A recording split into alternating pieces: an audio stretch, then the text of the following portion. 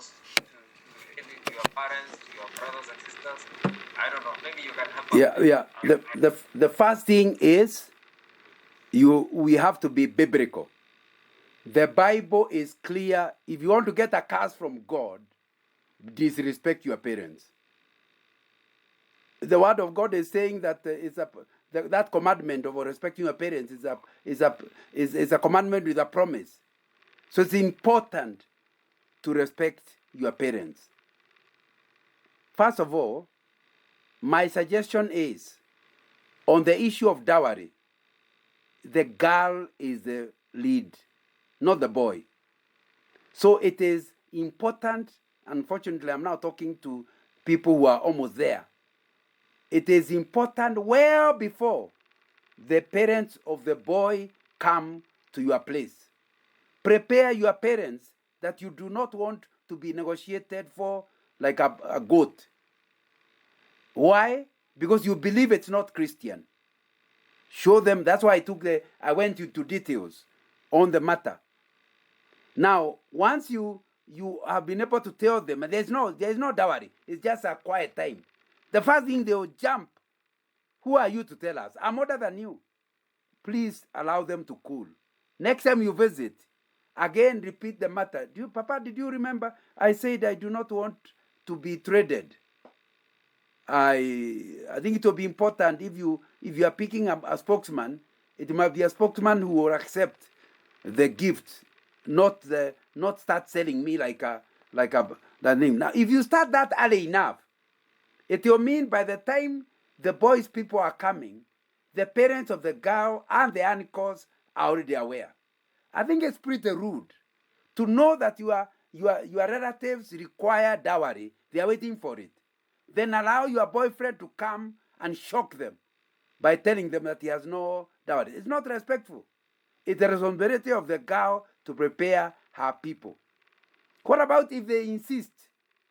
I'm asking myself the question now that I've not been asked. What about if they say there will be no marriage until you are willing to pay dowry? Number one, please make it very clear that you have come with a gift. So it's not the question of you are not being mean. It's only you don't want itemized those beliefs about items, but you have come with a gift. Make that very clear. Number two, if they clearly say the marriage must break, then obviously you cannot start giving in to things that are. I still remember taking a boy. Now, when I say a boy, now his children are in the university. But I still remember taking a boy for his wedding meeting, and I tried. I was a spokesman. I tried the best I can. The father says the chest is dry, his mouth is dry. He cannot bless. There will be no progress in these discussions until we go back and get beer. I pleaded. I said that his daughter had told me she doesn't want. He said, no, that's her speaking. I want it. It got late until we finally had to leave without any solution. When we now went, I told the boy, now on our own, please go back now on your own and plead with your father-in-law that he should accept one-on-one and see what happens. So he went there. And when he went, he said, I'm not refusing you to get married. Your friend's mother, did I ever go to church? You can pick her and go and live with her. Say, no, I'm a Christian. I would like to have a wedding. If you have money to waste, you go to church, but I will not come to church. But it's free, you can go yourself. Then the mother also wanted to go to wedding. He said, no, you can't go. So I was involved in a wedding of the boy, but the mother and father of the girl never showed up. But because they were relating well, after the wedding, all that matter was sorted out, and they had a wonderful relationship with the father until the father died some time back. So I'm not speaking something that is not practical. It is practical. However, my recommendation is, if they refuse completely, please do not overrun them and go ahead and wed. Just like I said, I told my friend, Give a time. Go and consult. Go and whatever until you have them on your side. My normal recommendation is postpone your wedding. If you're asking for a wedding to get wedded in August, go back. Let the girl go back and say, we are not changing, but we want to pray that God changes you. So we are going to postpone the wedding. Since these parents know at the time they were wedding how critical it was to wed as quickly as possible, they will understand that that's a sign of very high respect for the two of them to postpone their wedding. If you postpone it to the next year and the guy doesn't change, now take another step. Send your pastor who says, these people have asked me to wed them, but I really do not want to wed them without you. Can you change? If he still refuses, then now you can go ahead and wed, but you cannot be accused of having disrespected them. Remember, you can disobey your parents, but you can never disrespect them. You must honor them. It's a biblical requirement. Let's come now to the boy's side. I think that's where you need to come out clear that you have already told your girlfriend that there is not going to be dowry. There will be a gift.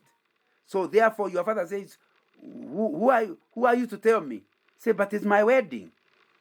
I respect you enough. I want you to get involved. But again, you can't break my faith. It's a faith matter. Again, do not start it on the day of the wedding. Start it early. Prepare your parents. Prepare your uncle. Prepare the spokesman to tell them when you go, we don't want you to discuss traditionally. We are going as Christians to seek the permission of the father of God to give us the right. And we will carry a gift, and you will give the gift without itemizing it. So when you give the gift, there's nothing else you give after that. Because there's nothing, you don't give a little at a time, a little at a time. You are not negotiating. You are not waiting for demand. You give everything you have at a go and see what happens. So if you prepare, the boy's side normally is not the problem. The girl's side is the problem.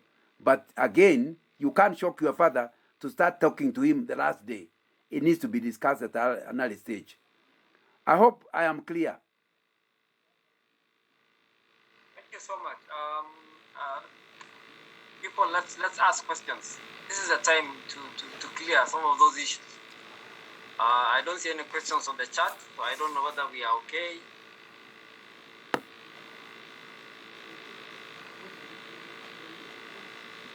Can I start picking people? I do not want to do that. I want people to start speaking. Silas is lifting his hand. All right, Silas. It can be a comment also. Silas is saying thank you. He's saying it's a comment. He's saying thank you for the wisdom. I was saying thank you for the wisdom. All right. Yeah.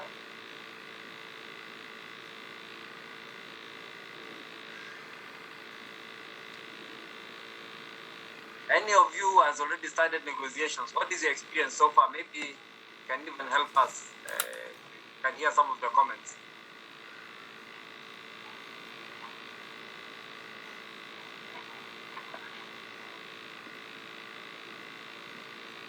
Manome, Andrew, Tito, Adams. I have a question. Yes, Silas. We're preparing to go for negotiation. Who do you choose from the guy's side? Who do you choose? You choose a particular uncle. Of course, your dad is there.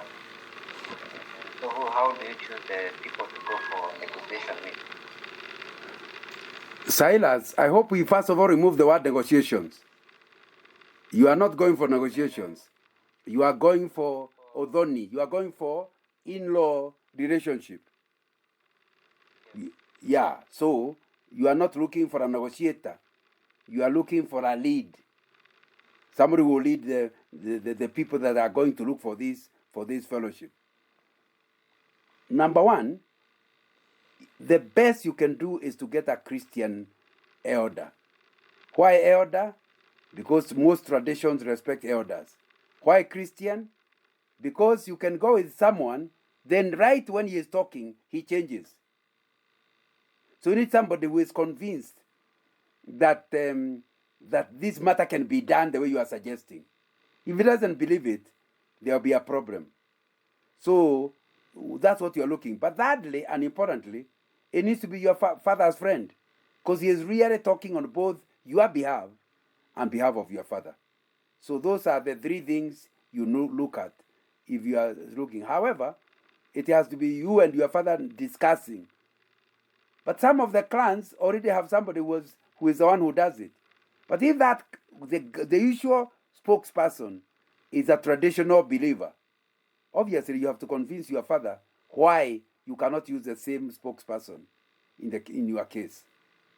And that's not easy. You need to pray and you need to plead with your parents so that they see what you are talking about. Silas, is that clear? Thank you. Thank you. Anybody else? Joan and David, Tracy, they're all quiet. Kenya, Morris, Grace. Let's start. If there are no questions, let us turn it to feedback. Can you ask each person to say what they have learned out of the session? Yeah, take home. Yes. Actually,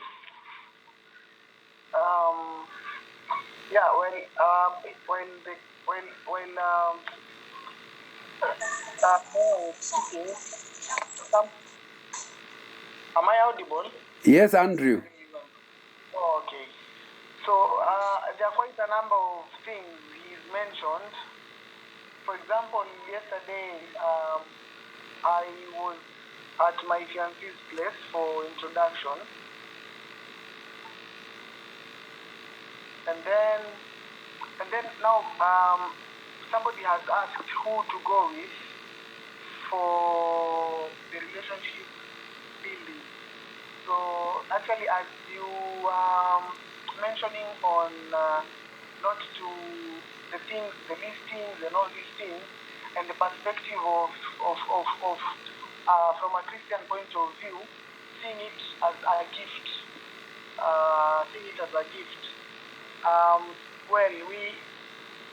I and my fiancée are saved, the parents are, but I don't think they all have the same viewpoint, as we may agree with what you are saying. So how do we deal with that? I think I and her can agree that we are not going to accept any kind of blood and or anything of libation or anything of that sort. But now, how do you handle this beforehand with your parents so that it's clear where you're standing? How would you do it if it were you? In our case, what would you do? I suggest three suggestions. Number one, each party must handle its side. In other words, your girlfriend should go to talk to her parents. You should talk to your parents to prepare them well before the relationship building occasion. My second suggestion is, and I think it will be important, is that if you still have a problem, look for an uncle whom you can convince, a Christian uncle, a Christian pastor who is known by your parents. And once you talk to him and he agrees with what we have been discussing today, you tell him, since you are older, my father will listen to you. Why don't you talk to my father about it? And that might help, because you are using, if it's an uncle, it will be better, but it can be a pastor. And the girl will also do the same on her side. But thirdly, I have told you, if they totally refuse, obviously, it's an unfortunate situation. You may have to postpone your wedding to give them time to turn round. And my belief is that if they can see you are serious about it, no parent wants to hurt a son or a daughter. So they'll turn round. But Obviously, it is not easy, Andrew, I know. When you have set up to wed on a certain date, to postpone it is not easy. But it may be the wisdom of showing them that you respect them and you don't want to overrun them and do things that are not right. But you yourself must understand these notes. These notes are going to be sent to you. They are already with George. In addition to that, I would like to recommend you pick the book Marriage, Christian or Traditional. Pick the book, study it, then go and share it with your parents, so that you are doing your groundwork originally. You yourself must be convinced, and you must have reasons. You don't just say, I don't want her to follow this. Why? That's why I took time to show you the assumptions behind dowry. And you say none of those assumptions are applying in my saying. What is worse is the New Testament does not support the idea of dowry. Show them your biblical basis for what you are saying. Once you do that, it will be easier for them to understand that I don't agree with my son. But then that is his belief. So as you're talking to Aniko, you say, my son is queer. He has saved this salvation. So you'll blame your salvation and then ask Aniko, let's support him, although he's a fool. Let's just support him. And you'll be able to go through it. But I hope I have recommended a process that is practical, Andrew. Yes, indeed. Very, very. Thank you. Yeah, thanks a lot. Thank you. Thank you. Mercy, you had something to say? No. Sorry. Surely there must be something you have learned from today's lesson.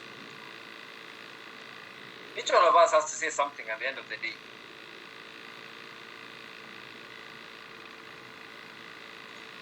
Sorry about that. I've learned about dowry and it not being biblical, and how to approach that conversation with my family. Thank you. All right. Kevin, Tracy.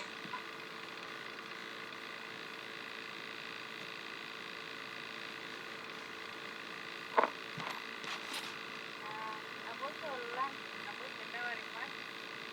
Sauti kwa mbali. I've learned about the dowry part. What about the dowry part?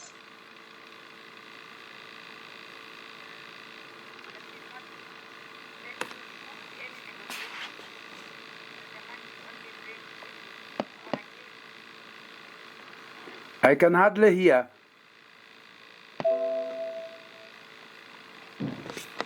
Can't hear you, both Tracy and Kevin. I don't know what the challenge is. You can't hear anything? That's better. That's better now.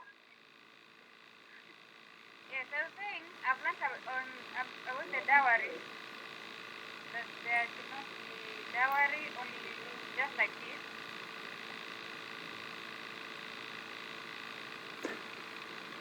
I hope somebody will say why.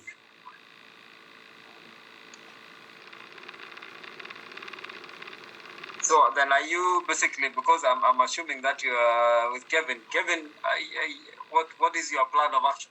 Have you started negotiations? Have you, whatever, the building relationship? Because you have been told not to use the term negotiations. Have you started building relationships? And what is your game plan now? Currently not yet. We haven't started yet. Okay. Parents are aware of what is going on, but so far we haven't done any of the relations. But we're planning to. Mukenya,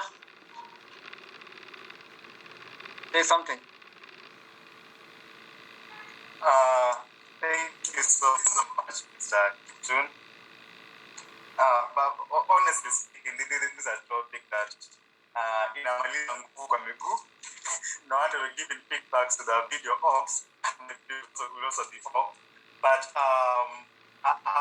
honestly, me, it's a topic.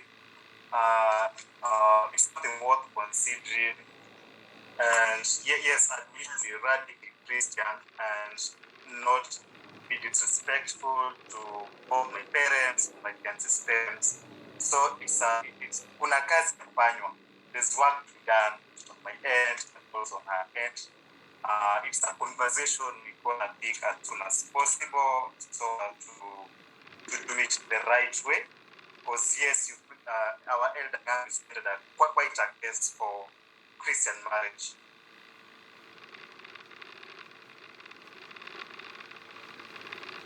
All right.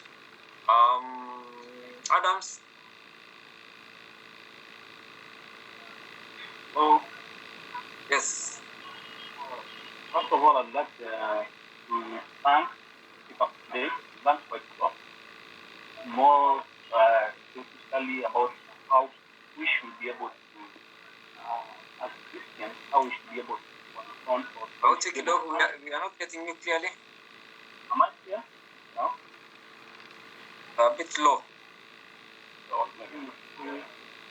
Hello? Am I clear Yes. now? Okay. Yes.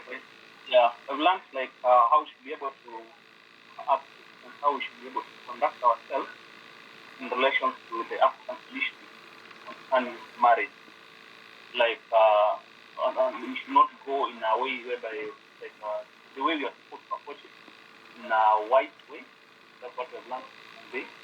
And also I can say through the elder, I think is communicated also. Because right now we are both of them are an exception and everyone has someone. I think as men, he has also committed on our behalf to our better health. Like they also have a role whether they should be able to speak also to their side of family and also on our side is able to handle our side of family. And I think in general way, I think we have been able to learn more and also we have something to be able to go and discuss. I and myself can be able to discuss, to be able to implement it and look forward to meet the family. So I'll appreciate a lot for what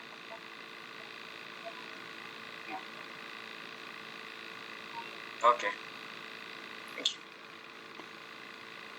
As I said earlier, some of these things are meant to create or generate a conversation between you as a couple so that you are able to move and make decisions together.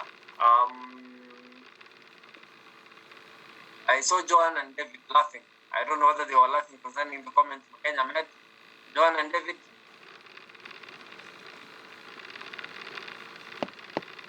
Sorry. Good evening, everyone. Good evening. Yes. Thank you, sir, for taking us through this this session. I just wanted to comment. Actually, I was just laughing at the comment that was given by Mkenya.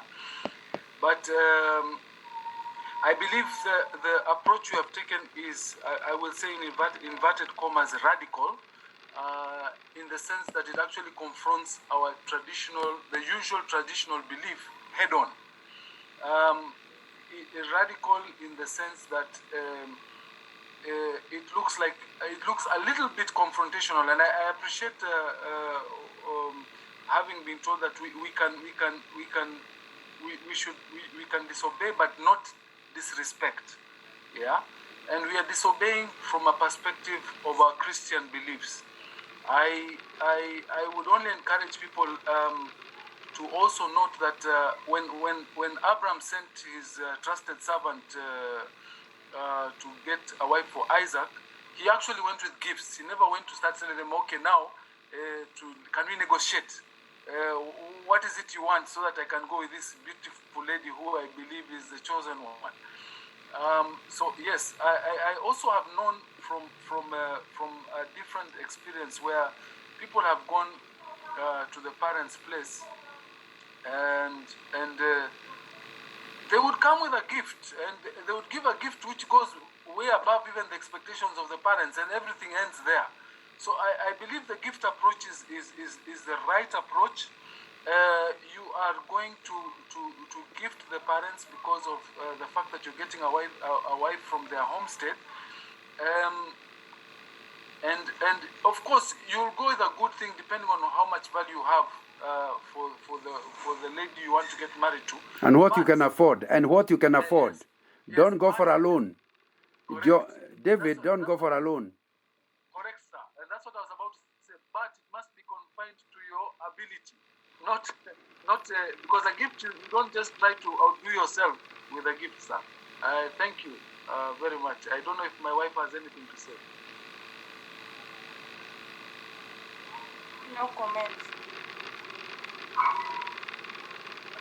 Back to you. Thank you. Thank you. Who has not said something? I do not want to. I know everybody must have a comment, surely. So if you know you have not said Okay. anything, Catherine. Okay, for me, something I've learned is about naming. That we shouldn't name our children because of certain traditional beliefs. And also that wives are not childbearing machines. That a marriage can stand with or without children, and that we should not involve ourselves in any ceremony involving blood, as that is something like a sacrifice to demons. Yeah. Thank you, Catherine. I see one of our leaders wanted to say. Lucy, did you want to say something?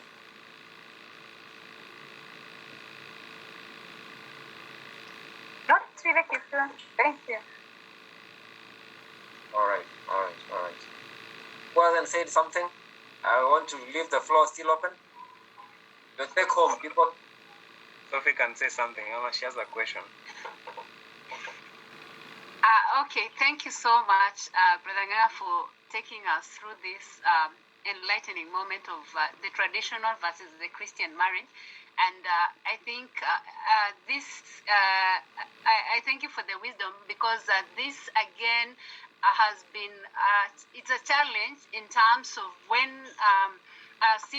today you've taken us through this, but when you're mentoring people, and also when you're looking towards those who have gone ahead of us, and I'm talking about those in church, elder people, some who have done these things, say they participated in negotiations during their time, and also during maybe they participated in bloodshed. Sometimes find it's a challenge of just saying that this is not the right thing, so this is the right thing to do.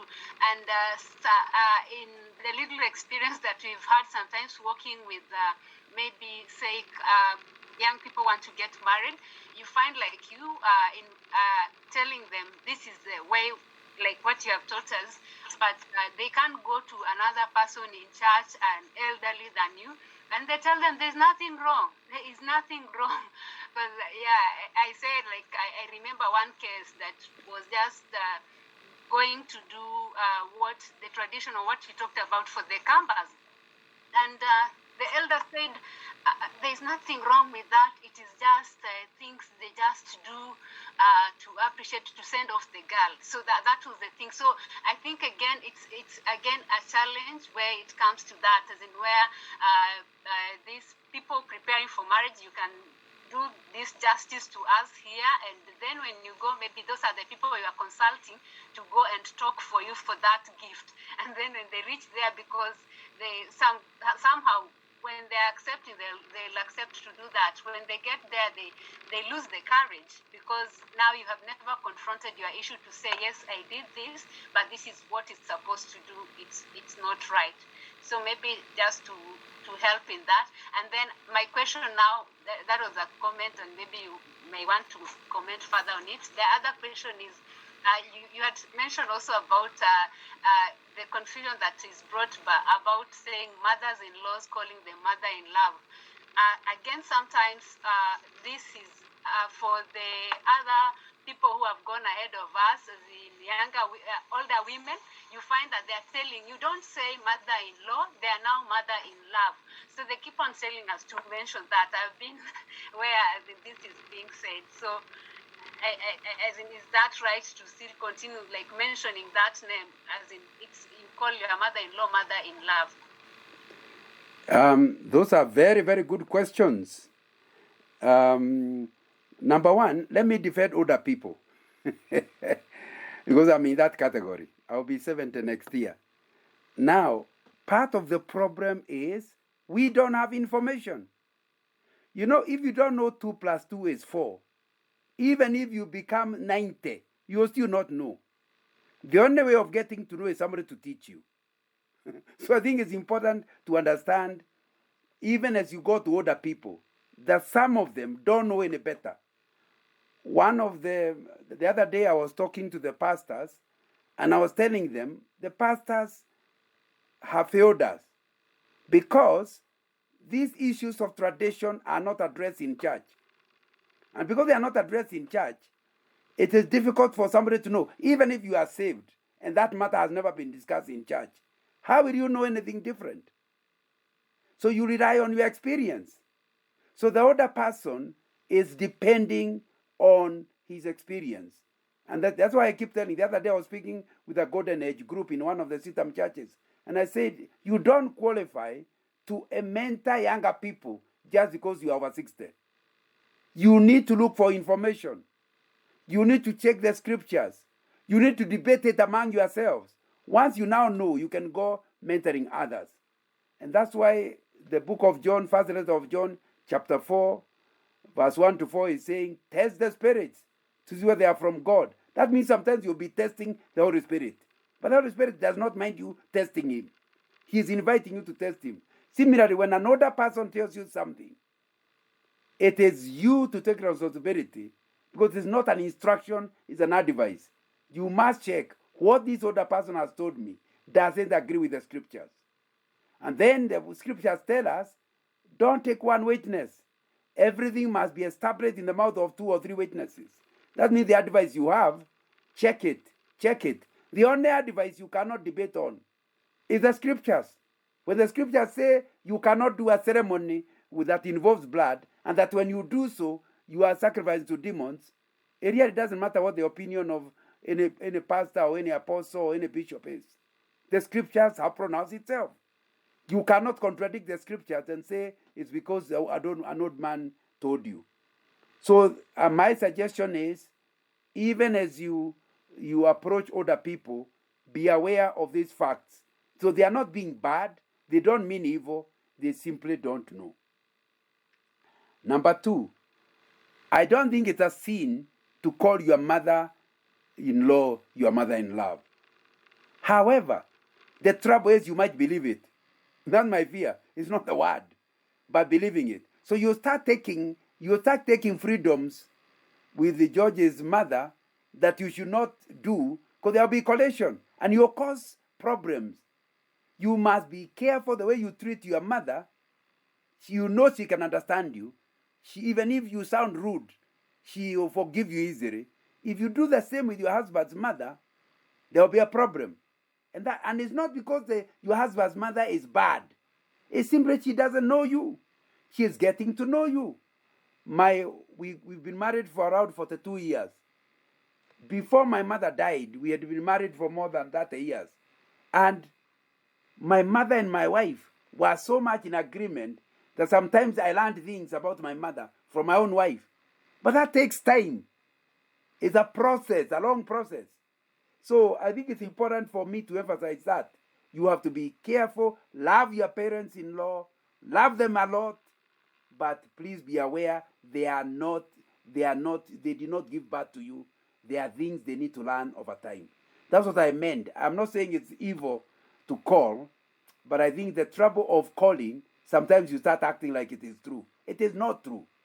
She is still your in-law. And it's not because she's a bad woman. It's not because he's a bad man. He simply doesn't know you. He's getting to know you.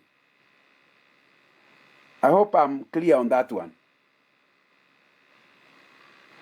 Thank you so much. Thank you, Elder. Lydia, there was something you wanted to say? Yes, there's something I wanted to say. Thank you very much, Elder. we really appreciate the wisdom. Mine was is to advise those who will be going for who are going through the process out of experience during my time. To be careful about maybe the people whom they will be taking to their home to take the gift. Because I remember during my time, we had agreed about taking the gift and not the dowry. When the day came, things were different. It happened that the traditions, I hear they were still supposed to be followed, as much as we had already talked about it. To cut the long story short is one of the persons that my husband has come with was a Christian, and I also understand he's also a mzee wa kanisa. Then when things, as they were talking, I don't know what happened, and unfortunately, moto ikapanda na akapatwa na hasira. So it turned out to be, it has now come out from talking, and the man akajipata may go out of control, akatukana. Let me say it is true. He abused them, the other side, yeah, those who are going through the tradition, and he started calling them alcoholics during the process of negotiation. And so it turned out a bit, it turned out not to be a good picture, but to me, I found it best, like when you're choosing the people you're going with, make sure you choose people that you understand and people who can be able at least to control their pressure of their tempers for it not to get sour. Yeah. Lydia, that's very good advice. Very, very good advice. Thank you. We are about to exhaust our time. Any burning issue? Any burning? Before I hand it back to our coordinator, George, to give his final remarks and also bring the sensitization to a close.